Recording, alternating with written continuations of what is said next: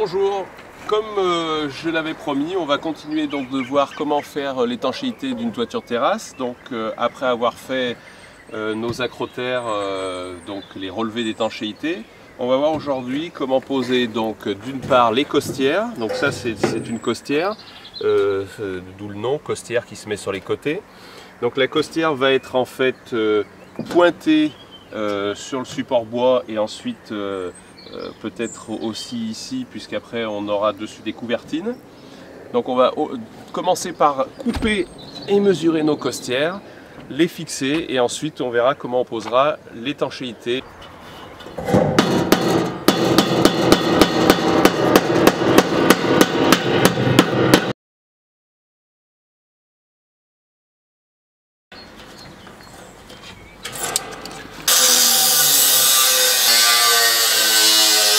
Une fois que j'ai posé ma première costière, il va me manquer un morceau, donc je vais couper un morceau et je vais faire un recouvrement.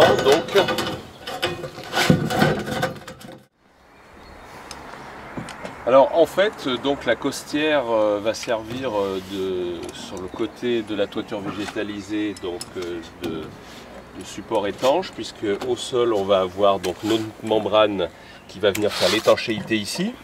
On aura après l'isolant.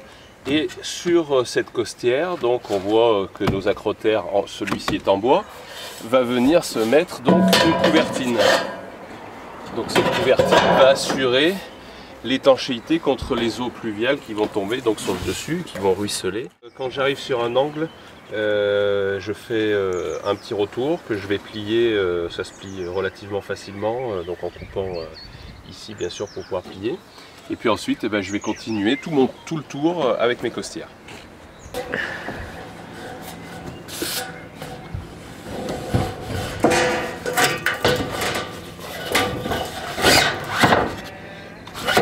Donc en fait ici j'ai enlevé le rebord de ma costière pour que l'autre puisse passer dessus.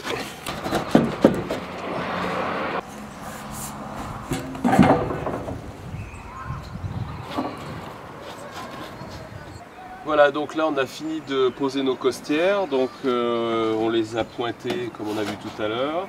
Et maintenant on va commencer la pose du rouleau d'élastofène. C'est une membrane qui va nous permettre de faire la première couche d'étanchéité.